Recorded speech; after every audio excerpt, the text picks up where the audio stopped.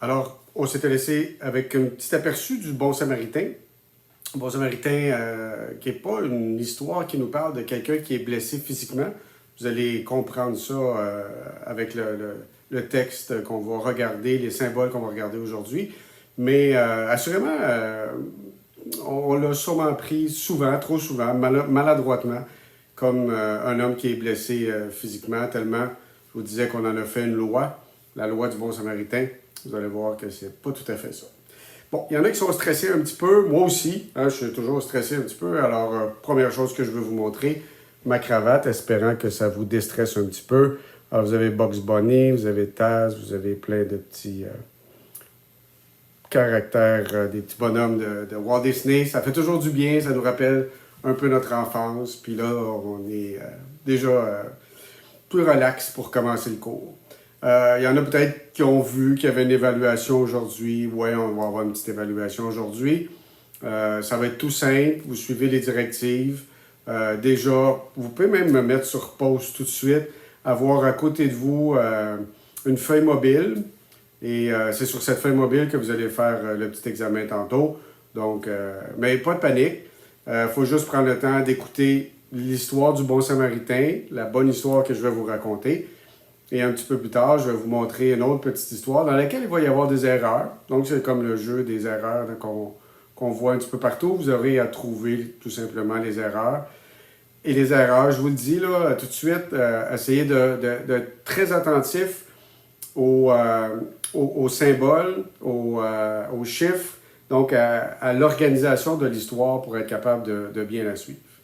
Donc, l'histoire du Bon Samaritain. On commence tranquillement. Ce qu'on en sait, je vous l'ai dit, c'est celui qui est blessé et que c'est certainement pas ça. Mais vous allez voir qu'après après le cours d'aujourd'hui, vous pourrez plus raconter l'histoire du Bon Samaritain de la même façon si jamais on vous demande de la raconter. Alors, les symboles qu'on va retrouver dans l'histoire du Bon Samaritain, le premier, c'est fondamental. Un homme descendait de Jérusalem à Jéricho. Imaginez-vous Jérusalem. Jérusalem, c'est une ville sur une montagne. Peut-être qu'il n'y a pas des ponts et des gros buildings comme ça, mais c'est une ville qui est sur une montagne. On l'imagine très blanche aussi. C'est là où il y a, et c'est unique comme ville, c'est là où il y a le temple. Le temple, c'est l'endroit où Dieu réside. Un homme quitte Jérusalem. Un homme quitte la présence de Dieu. Et il s'en va où? Dans la vallée. Et c'est vraiment dans une vallée. Un homme part de Jérusalem, il descend vers la vallée. Donc, c'est sûr que la topographie est déjà fort intéressante pour ça. Donc, un homme, et c'est vrai comme ça sur le terrain aussi, là. Donc, un homme quitte Jérusalem, s'en va vers Jéricho. Un homme quitte la présence de Dieu, il descend. Il descend. Puis, quand vous voyez vos notes descendre des fois, vous savez que ça va pas bien. C'est la même chose. Un homme descend de Jérusalem à Jéricho. On s'attend à ce que ça aille pas trop bien. Jéricho, la petite ville dans la vallée. Dans la vallée, c'est plus frais. C'est plus agréable de dormir là. Dormir est peut-être un grand mot. Je vous explique un petit peu. Tous ceux qui sont dans le coin, les commerçants, ça se ramasse tout à Jéricho pour passer la nuit. Il y a beaucoup de gens malhonnêtes, donc il va y avoir pendant la nuit des tractations, des échanges, des ventes, des vols. Jéricho, c'est l'endroit, on va l'appeler comme ça, l'endroit du péché ou l'endroit du mal. Il y a de la prostitution à Jéricho, bien sûr. Il y a plein de monde qui arrive avec de l'argent. Il y a des gens qui sont prêts à offrir leur corps pour gagner de l'argent. C'est tout ça qui se passe à Jéricho. Et vous comprenez, je ne vais pas porter de jugement sur rien, mais le vol, les arnaques, la prostitution, c'est pas des choses, ça je peux prononcer là-dessus au moins, c'est pas des choses qui sont tout à fait dans le plan de Dieu. Donc, un homme quitte la présence de Dieu, disons-le comme ça, il s'en va vers le mal. Pendant qu'il s'en va à Jéricho, pendant qu'il descend à Jéricho, il est frappé par des brigands, des forces du mal. Et les brigands vont le rouer de coups, c'est comme ça qu'on le raconte. Et encore une fois, c'est une histoire. Ça ne s'est jamais produit. C'est tous des symboles. Donc, les forces du mal qui tombent dessus et qui vont le blesser. un prêtre, vous allez voir dans la première histoire, vous allez entendre sacrificateur, c'est la même chose, un prêtre qui passe par là. C'est quoi la job du prêtre? La job du prêtre, c'est de dire, si tu as fait quelque chose qui est en contradiction avec ce que Dieu te demande, tu dois offrir un sacrifice. Et ils vont aller au temple pour offrir des sacrifices. Pensons gentiment que les prêtres qui sont là reçoivent les offrandes, vont rentrer dans le temple, vont les offrir en sacrifice, ou bien passent tout droit dans le temple, ils redonnent aux revendeurs qui sont en arrière, qui reviennent en avant, qui les revendent. On ne sait pas trop comment ça se passe, mais on a des fois des idées que c'est comme ça que ça se passe. Donc, un prêtre qui passe par là, il voit quelqu'un, non pas de blessé, puis je reviens là-dessus dans 2 secondes, mais non pas vraiment de blessé, mais marqué par l'expérience du mal, il ne sait pas quoi faire. Et il continue sa route. On peut expliquer qu'à l'époque, on pouvait continuer notre route, même si on voyait quelqu'un qui était magané physiquement. Quelqu'un qui saigne, par exemple. Le sang, dès qu'on touche à du sang, pour les Juifs, on est considéré comme impur le temps d'une lune, donc à peu près 28 jours. D'ailleurs, 28 jours, ça nous rappelle quelque chose dans ce mois d'octobre. Donc, oui, 28 jours où on va être à l'écart parce qu'on ne voudrait pas, parce qu'on a touché à du sang, contaminer les gens de notre tribu. Donc, on va rester à l'écart pendant 28 jours. Un prêtre passe par là, s'il touche à cet homme-là, s'il l'aide, si cet homme-là a saigné, il est obligé de se mettre à l'écart pendant 28 jours. Et s'il se met à l'écart pendant 28 jours, ça veut dire que pendant tout ce temps-là, il ne va pas offrir des sacrifices à Dieu au nom du peuple qui est là, qui a peut-être commis des erreurs. Donc, pendant 28 jours, il n'y a pas de sacrifice que lui va pouvoir faire, ce qui fait que ça va laisser des gens dans une moins bonne relation avec leur Dieu. Donc, peut-être pour protéger ces gens-là, disons ça gentiment comme ça, il va passer, il ne sait pas trop quoi faire, il continue sa route. Un Lévite passe par là. Qu'est-ce qu'il va faire? J'aimerais ça être en classe pour entendre vos réponses. Qu'est-ce que vous pensez qu'il va faire, le Lévite? Eh bien oui, les plus rapides l'ont peut-être trouvé. Le Lévite, il l'évite.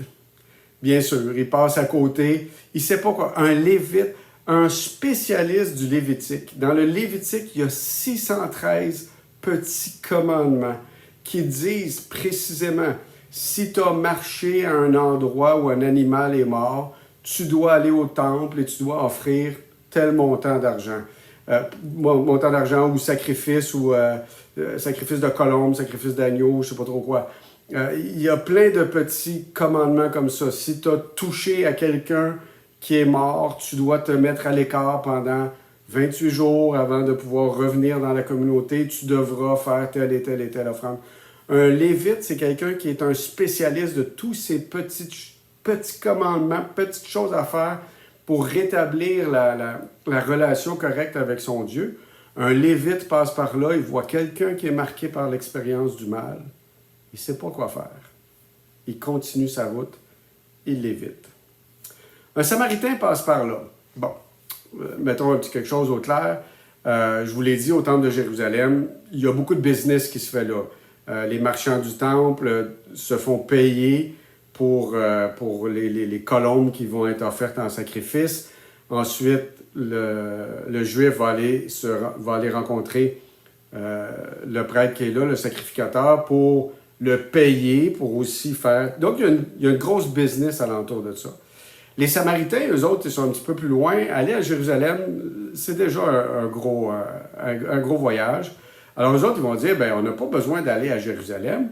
On a, nous, un mont aussi, le mont Garizim, et on va se faire un temple sur le mont Garizim, puis on va faire nos sacrifices ici.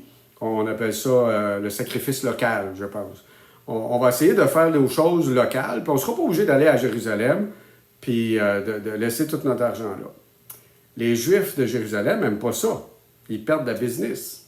Alors, ce qu'ils vont dire, c'est que les Samaritains, on les met de côté, c'est des infâmes, On ne devrait même pas leur parler. C'est même pas des Juifs. C'est des Juifs pareils, là, je comprends, entre vous et moi. Mais pour eux autres, c'est même pas des Juifs, c'est des gens atroces. Il ne faut surtout pas leur parler parce que les sacrifices qu'ils font sur le mont Garizim, c'est pas des sacrifices reconnus par Dieu. On se comprend que c'est les Juifs de Jérusalem qui disent ça. Donc, ils ne sont pas en bonne relation avec leur Dieu puisque les sacrifices ne sont pas reconnus. Un homme qui est marqué par l'expérience du mal, qui a été attaqué par les brigands, est là sur le chemin, un Samaritain. Écoute, Jésus raconte cette histoire-là à des Juifs.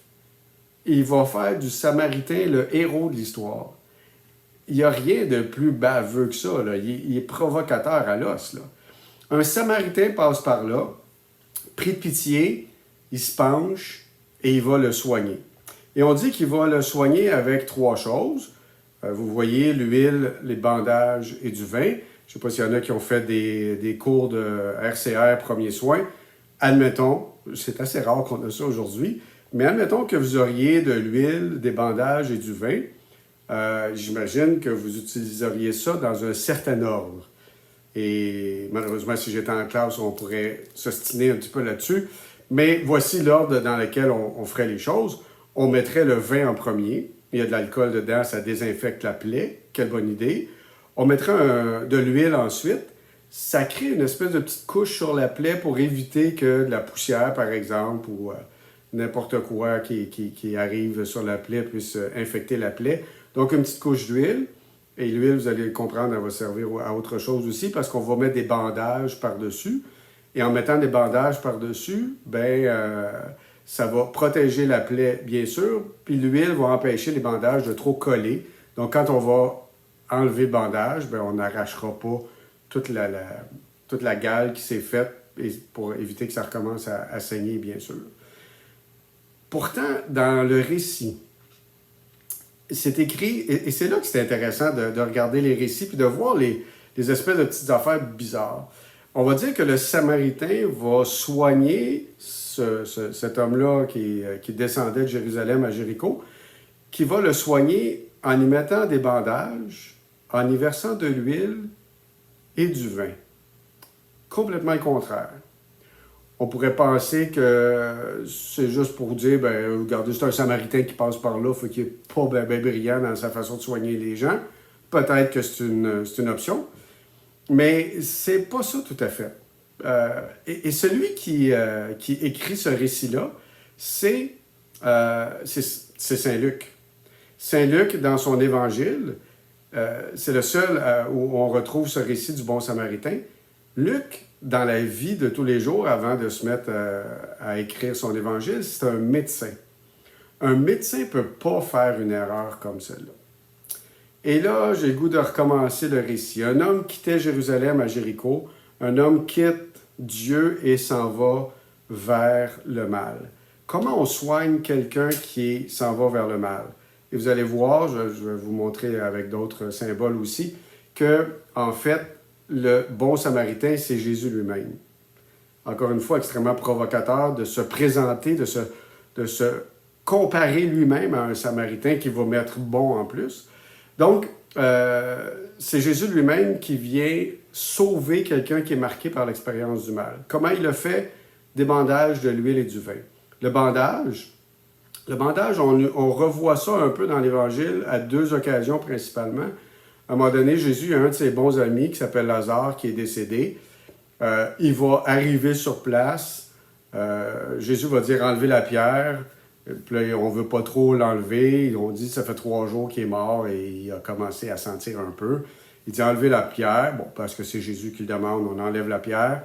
Et Jésus va dire à Lazare « sors de là ». Puis là, tout le monde va dire, mon Dieu, il est vraiment pris émotivement. Et on dit que Lazare va sortir de là. Il est pris dans ses bandages. Et Jésus va lui dire, enlevez ses bandages. Les bandages qui sont symboles de mort et de vie ou de retour un peu à la vie. On va voir la même chose dans le récit où Jésus est ressuscité. Les disciples, parce qu'il y a des femmes qui sont allées au tombeau, la pierre a été roulée. Ils sont allés avertir les disciples. les disciples arrivent et quand ils arrivent, ils ne voient plus le corps de Jésus, ils voient tous les bandages replacés à leur place.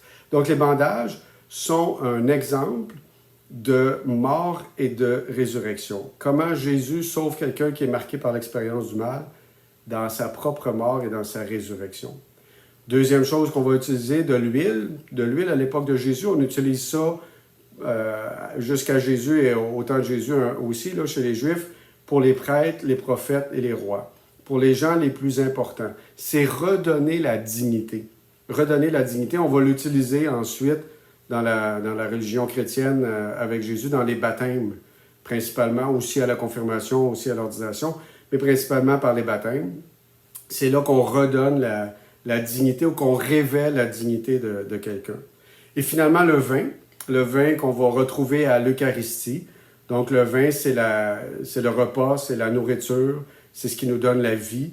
Donc, comment Jésus va sauver quelqu'un qui est marqué par l'expérience du mal, bien, dans sa mort et dans sa résurrection, en lui redonnant sa dignité par le baptême et en lui redonnant de la nourriture pour qu'il puisse poursuivre la route, donc avec le vin. C'est pour ça qu'ils sont dans cet ordre-là et non pas dans l'ordre logique qu'un médecin aurait dû mettre.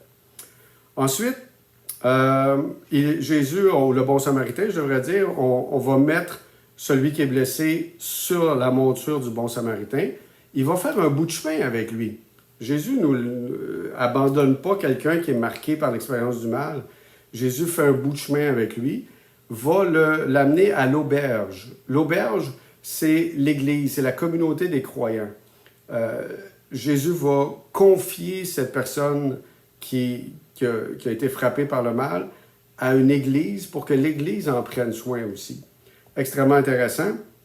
Il va dire à l'aubergiste, « Prends-en soin, et à mon retour, je reviens dans 2 secondes là-dessus, et à mon retour, je te paierai tout ce que tu auras dépensé en plus. » Mais quand il dit « Prends soin de lui », il lui donne 2 pièces d'argent. 2 pièces d'argent, prends soin de lui au niveau physique. On se souvient, 2, c'est la dualité. Prends soin de lui au niveau physique. Prends soin de lui aussi au niveau spirituel, au niveau de son âme, au niveau de ce qu'il est aussi, bien plus que juste le physique. Et ça se termine en disant « Et à mon retour ». Donc, au retour de Jésus à la fin des temps, je te rembourserai tout ce que tu auras dépensé en plus. Donc, je vais te remettre tout ce que tu auras fait pour cette personne-là, parce que je m'identifie à cette personne-là, puis je veux que cette personne-là aille bien. Donc, je fais ce que je peux, mais l'Église a aussi à faire quelque chose. Donc, l'histoire du bon samaritain, d'abord, raconter comme il faut. Commençons avec ça. D'abord, raconter comme il faut, et ensuite, on verra une histoire qui est un petit peu moins bien racontée. Moi, je vous l'ai raconté en mettant toutes sortes de pièces de puzzle, tous les symboles, les chiffres là-dedans. Je vous la présente comme elle est racontée. Vous allez voir au début, puis à la fin, ça ne fait pas partie de l'histoire du bon samaritain, mais ça donne le contexte. C'est un jeune docteur de la loi qui vient poser une question à Jésus. Et Jésus, plutôt que juste de répondre platement à la question, lui fait cette belle histoire. Et à la fin, ben, il revient pour dire, d'après toi, qui a été le prochain? Ben, c'était ça la question. Donc, je vous laisse regarder ça et je reviens après. Pour l'instant, peut-être prendre des notes encore sur comment l'histoire est racontée. Mais déjà, vous avez des bonnes idées. L'homme qui descend de Jérusalem à Jéricho, tombe dans les mains du brigand. Il y a le prêtre qui passe. Ça va être sacrificateur, mais je vous le dis tout de suite. Le Lévite qui passe, le bon samaritain qui arrive, qui le soigne avec des bandages, de l'huile et du vin, qui le met sur sa monture, qui l'amène à l'auberge, qui paye 2 pièces d'argent et qui part de son retour. Donc, concentrez-vous là-dessus et après, ben, on fera le petit examen promis. Donc, voici l'histoire du bon samaritain. Un docteur de la loi se leva et dit à Jésus pour l'éprouver, « Maître, que dois-je faire pour hériter la vie éternelle ?» Jésus lui dit, « Qu'est-il écrit dans la loi? Qui lis-tu » Il répondit, « Tu aimeras le Seigneur ton Dieu de tout ton cœur, de toute ton âme, de toute ta force et de toute ta pensée, et ton prochain, comme toi-même. Tu as bien répondu, lui dit Jésus. Fais cela, et tu vivras. Mais lui, voulant se justifier, dit à Jésus, « Et qui est mon prochain ?»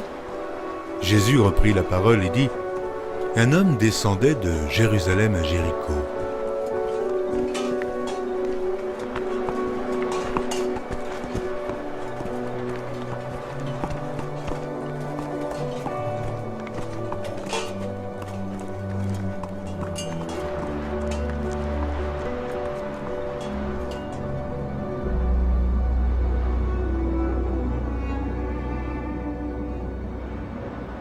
Il tomba au milieu des brigands qui le dépouillèrent, le chargèrent de coups et s'en allèrent le laissant à demi-mort.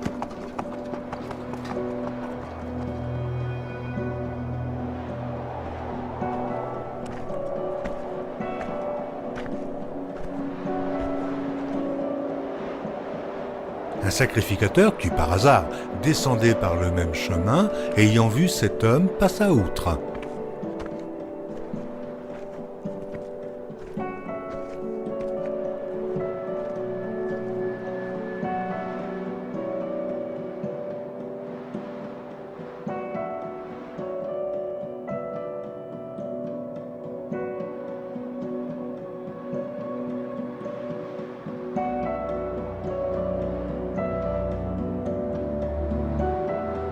Un lévite, qui arriva aussi dans ce lieu, l'ayant vu, passa outre.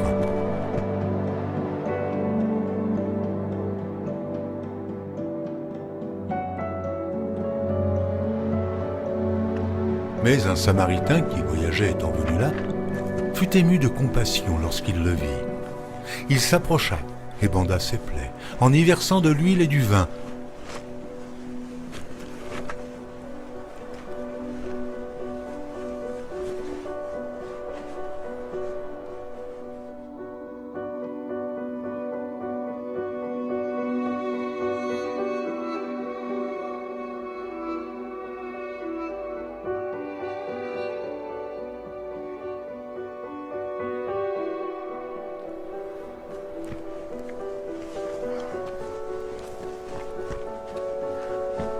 Puis il le mit sur sa propre monture, le conduisit à une hôtellerie et prit soin de lui.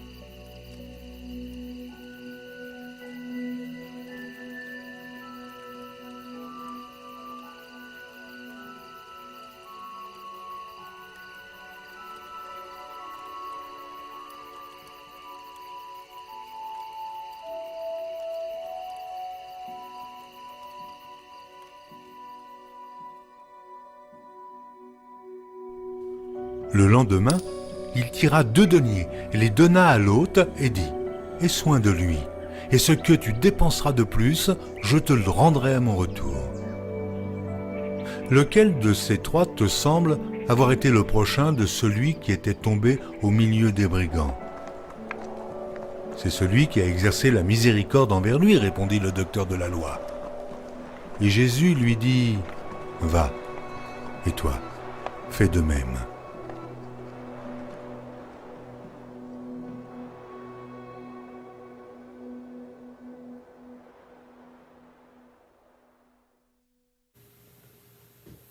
Donc, vous avez vu l'histoire, elle est assez bien racontée.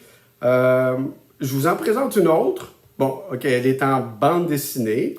C'est pas dites-moi pas que les différences, il y en a une que c'était des vrais personnages, puis l'autre, c'est des bandes dessinées. Allons pas là-dessus.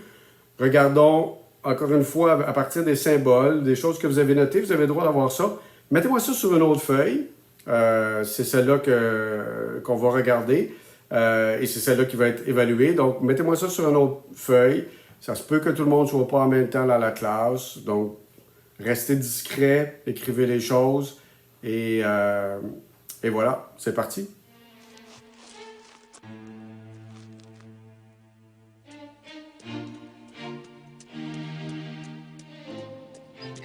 Oh, du calme. Mais qu'est-ce qui t'arrive? Allez, avance. Il faut arriver à Jéricho avant la nuit. Magnifique. En voilà un qui se promène tout seul. Et en plus sur un âne. Ah, sur un âne, je pourrais le monter, Quiche. Oh, tu es bien trop lourd. Tu l'écraserais. Moi, je monterais l'âne. Silence, silence maintenant. Monte plus haut.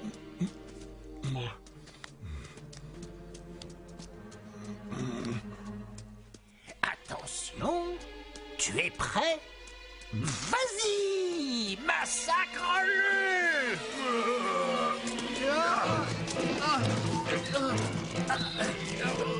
Vas-y, plus fort!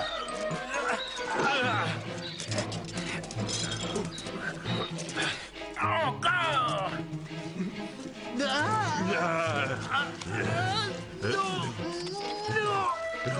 Encore plus fort!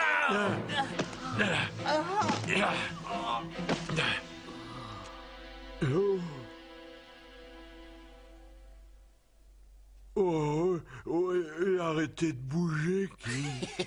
Eh bien, prends ça pour ça.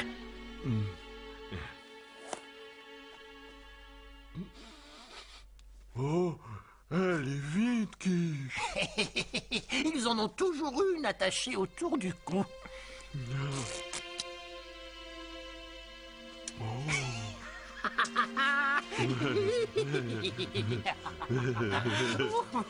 Allez, jette le corps.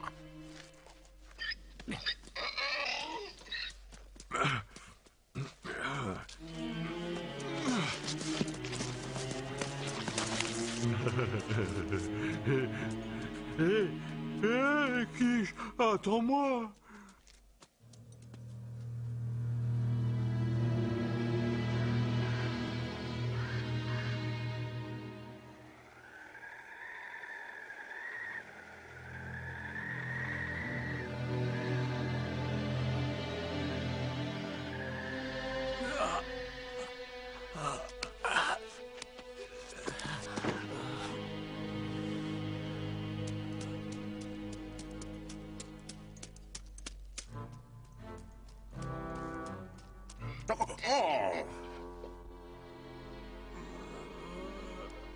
Le pauvre homme.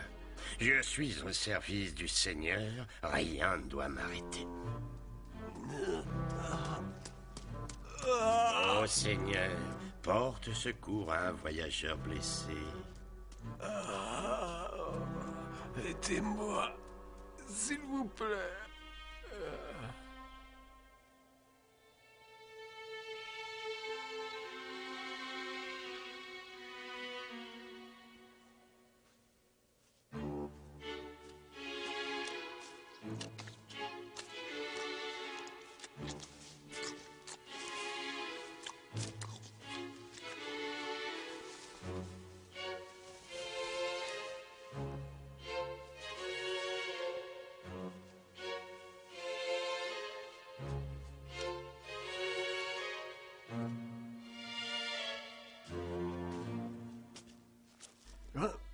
Aidez-moi, aidez-moi, je vous en prie.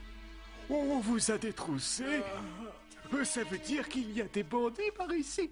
Je suis allé vite, je ne porte pas d'argent. Excusez-moi, je viens de me rendre compte que ces chemins ne sont pas sûrs. Oh là, oh.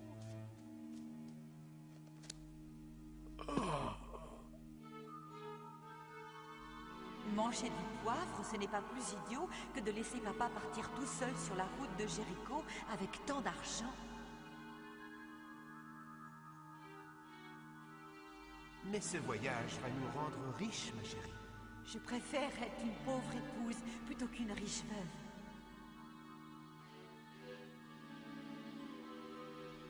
Sois prudent, Ezra. Au revoir, papa. Oh Seigneur, sois miséricordieux envers ma famille après ma mort.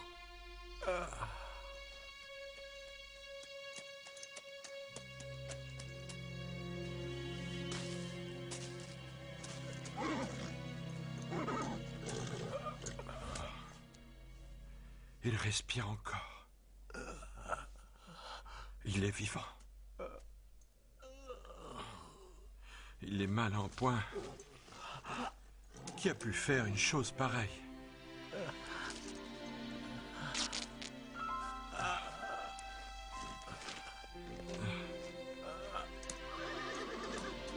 Merci, ami. Merci de vous être arrêté. Ça va faire mal, mais il faut nettoyer les plaies. Tenez, buvez ça.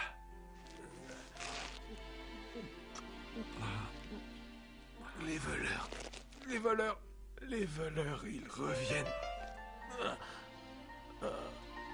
Ils vont revenir. C'est vrai ça, il pourrait sans doute revenir. Il vaut mieux que je vous emmène à Jéricho.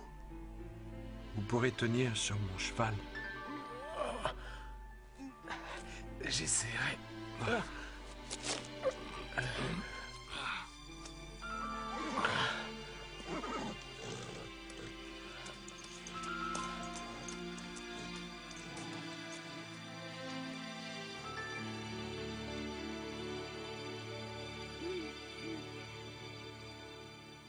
Oh. La cuisine est excellente ici. Même si la nourriture était médiocre, je ne me plaindrai pas. La route de Jéricho est tellement dangereuse.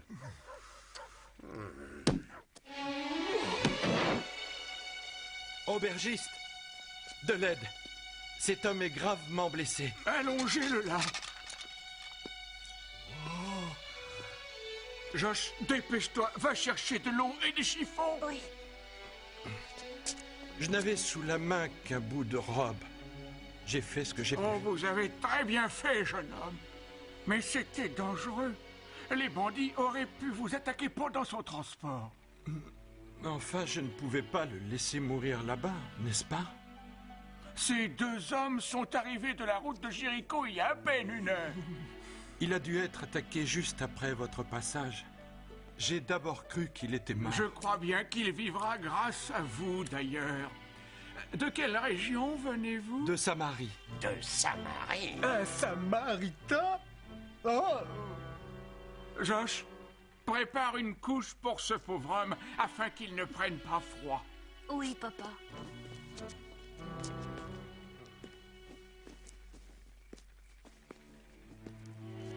Il a eu de la chance de vous trouver. Oh non, n'importe qui à ma place aurait fait la même chose.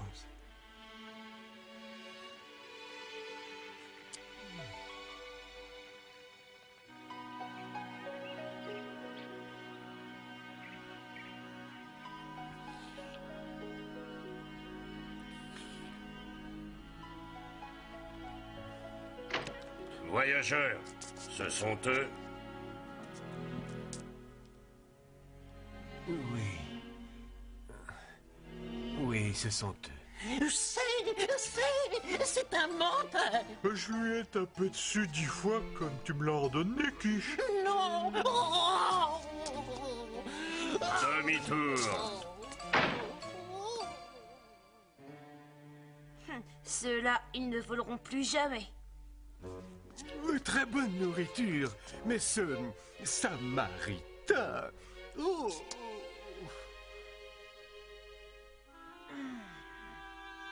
Tenez, et vous devriez sélectionner la clientèle de votre auberge plus attentivement.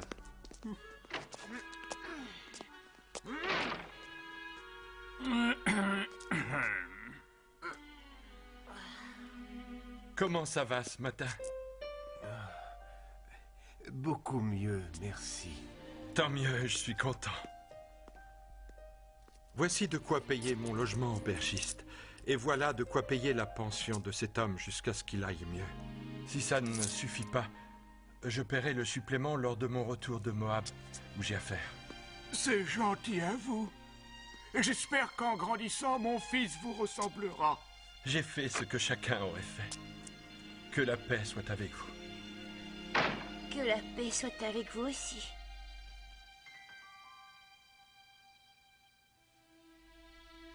Maintenant, dis-moi qui de ces 3 hommes a été le prochain de l'homme agressé. C'était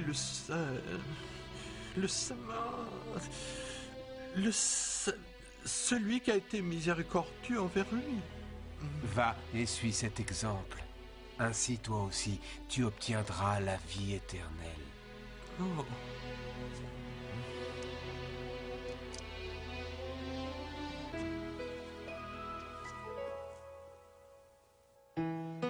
Prenez le temps de regarder bien comme il faut.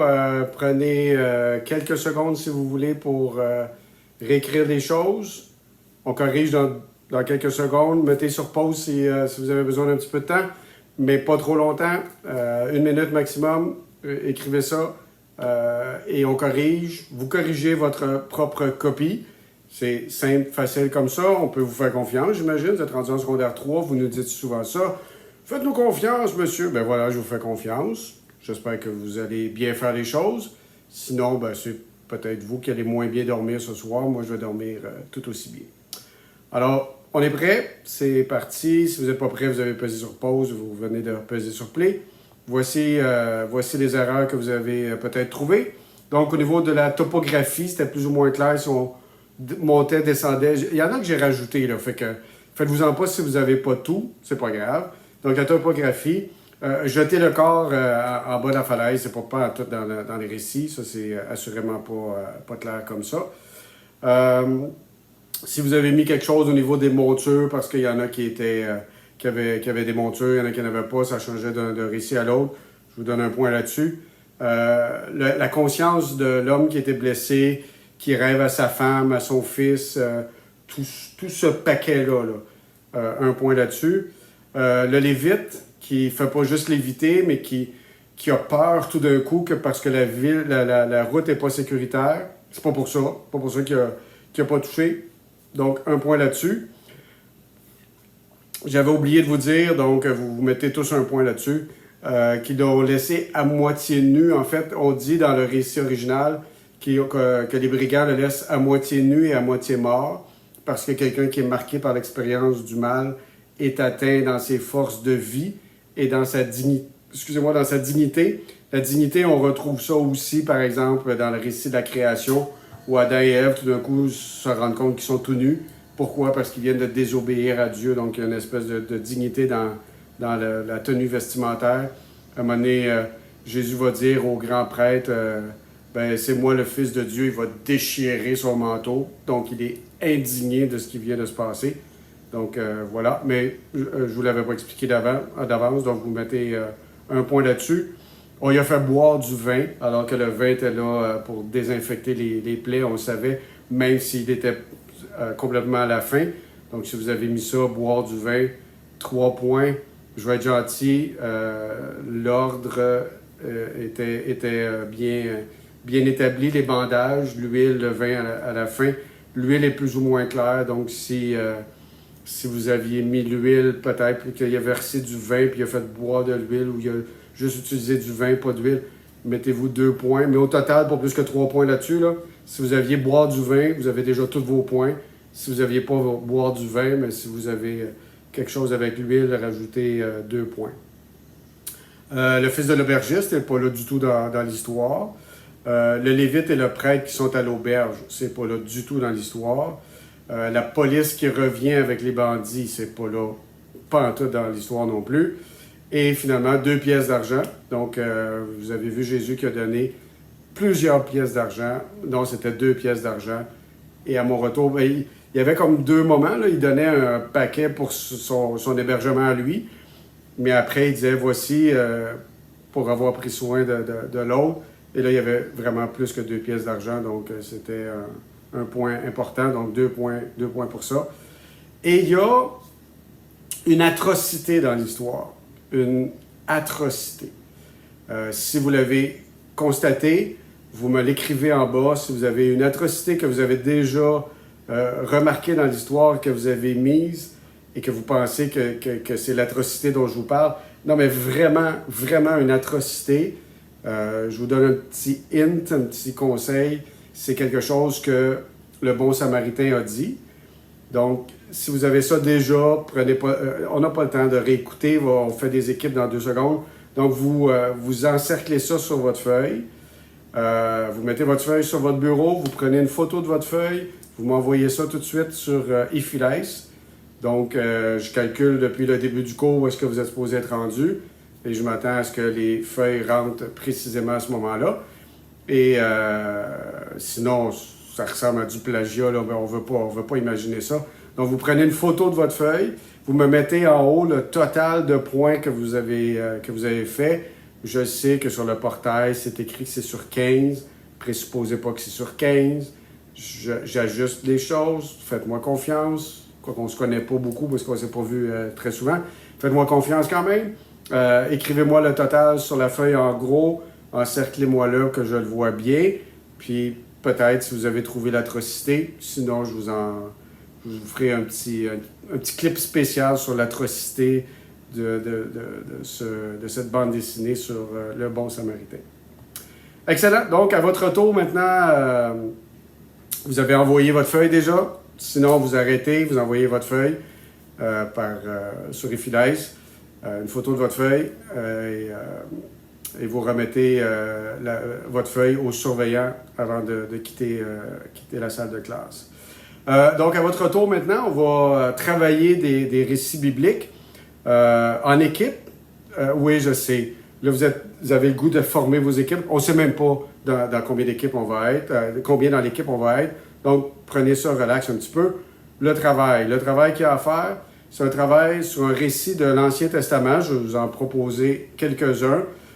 Trouvez les moments importants.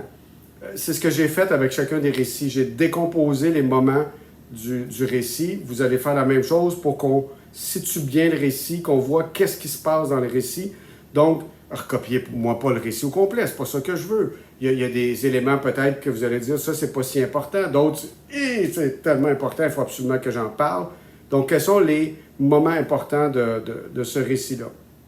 Vous allez en faire une petite description dans un tableau. Vous allez voir, je vais vous présenter le tableau dans quelques instants. Donc, vraiment les éléments les plus importants. Vous allez mettre ça dans un tableau, puis en lien avec ça, il va y avoir, je vous le mets tout de suite, les symboles et les chiffres. Donc, par exemple, le bon Samaritain qui paye 2 pièces d'argent. Bien, c'est important dans le récit, c'est capital. Ça veut dire prends soin de celui qui est blessé, tant au niveau physique qu'au niveau spirituel ou moral. C'est capital. Donc, vous allez avoir le 2, puis le 2, bien, ça veut dire la dualité. Puis dans ce récit-là, précisément, ça veut dire, bien, prends soin de lui au niveau physique, puis au niveau moral ou au niveau spirituel. Donc, ça va avec chacun des moments importants du récit. Donnez la référence correctement, donc normalement l'abréviation, avec le chapitre, les versets, pour qu'on puisse le retrouver facilement. Découvrir l'intention de l'auteur. Ce que veut livrer l'auteur comme message. Je vous en ai parlé depuis le début un petit peu, la sagesse qui est dans le texte. Qu'est-ce que ce texte-là, ce récit-là veut nous dire comme sagesse? Puis là, faites-moi pas des « Dieu nous aime » ou je sais pas quoi, là. Non, une sagesse que vous pouvez même tirer pour vous-même. La sagesse, elle n'est pas nécessairement en lien avec la foi, puis... Non, une sagesse pour vous-même. Dans l'équipe, vous allez regarder ça ensemble. Quelle est la sagesse que ce texte-là peut nous laisser à nous, adolescents de 12 ou 13 ans? Oui, c'était pour vous faire réagir. J'imagine que ça a marché un petit peu. faites-moi une application contemporaine. Racontez-moi un peu ce récit-là, mais d'une façon plus contemporaine. Je vous donne un exemple avec le Bon Samaritain. Avec le Bon Samaritain, il me semble que ce récit-là nous dit, tu sais ce qui s'est passé dans les CHSLD avec la première vague, là? Ben, on a voulu protéger, on a voulu prendre soin de la santé physique des résidents. On a complètement oublié qu'il y a plusieurs résidents qui ont des problèmes cognitifs. On a mis ça de côté en quelque part. C'était juste le virus, puis on a oublié le côté humain. On a traité le corps, mais on n'a pas traité l'ensemble de la personne. Vous voyez, déjà avec la deuxième vague, j'imagine qu'ils ont lu Le Bon Samaritain. Donc, avec la deuxième vague, on se dit, ben oui, il faut s'occuper que le virus ne rentre pas là-dedans et qu'il ne fasse pas une hécatombe.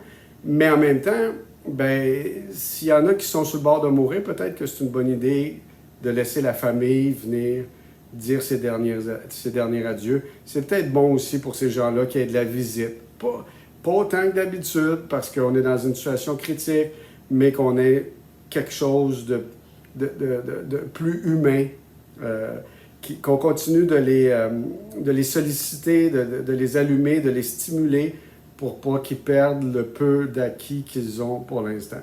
On a fait la même chose avec les écoles. Hein, l'école, il y a tout le côté de l'apprentissage, mais il y a le côté de socialisation dans l'école aussi. Comment ça fait du bien d'être avec des amis. Bien, ça aussi, c'est les deux côtés d'une même réalité. C'est la dualité, c'est les deux pièces d'argent qui sont là. Donc, vous voyez, une application très, très contemporaine d'un petit bout peut-être juste un petit bout ou de l'ensemble du texte pour que ce soit quelque chose de plus précis. Vous allez avoir à faire un espèce de petit keynote, donc mettez des images. Moi, j'ai de la misère à lire, fait que mettez des images, ça va être plus facile. Donc, un petit keynote, absolument. Bien sûr, vous êtes évalué sur le contenu, sur ce que vous allez dire. 5 minutes, à peu près. 6 minutes, gros maximum. Je suis en réflexion. Peut-être que vous pouvez m'envoyer des idées là-dessus. Est-ce qu'on fait une vidéo ou on fait présentation en classe? Si on fait une présentation en classe, ben moi, avec Teams, là, j'imagine que je suis capable de voir les présentations puis de les évaluer, ou bien vous m'envoyez le vidéo. Mais les vidéos, on va aussi les présenter en classe quand même. Les vidéos, ça vous permet de vous reprendre un petit peu aussi. Peut-être que ça demande un petit peu plus de temps, peut-être que ça demande du temps à l'extérieur. Je sais qu'on ne veut pas trop vous rassembler à l'extérieur. Peut-être que vous aurez le temps de faire ça sur les heures de dîner. Peut-être que vous aurez le temps de faire ça chacun chez vous. Puis quelqu'un qui fait le montage avec iMovie, par exemple. Donc, je réfléchis à voix haute parce que je ne sais pas. Vous me direz si vous préférez. Faites un petit sondage dans la classe, là, puis quelqu'un m'envoie la réponse pour le groupe au complet via Teams. Donc, et vous allez voir que 5 ou 6 minutes, là, c'est rapide, là. Vous allez manquer de temps. Donc, il faut vraiment aller à l'essentiel pour que ça fonctionne. Vous avez un exemple de tableau un petit peu. Vous avez les critères d'évaluation qui sont là. Vous avez tout ça sur une espèce de belle image que vous allez retrouver sur eFilize. Donc, le tableau, encore une fois, avec les différents éléments que je vous ai demandé.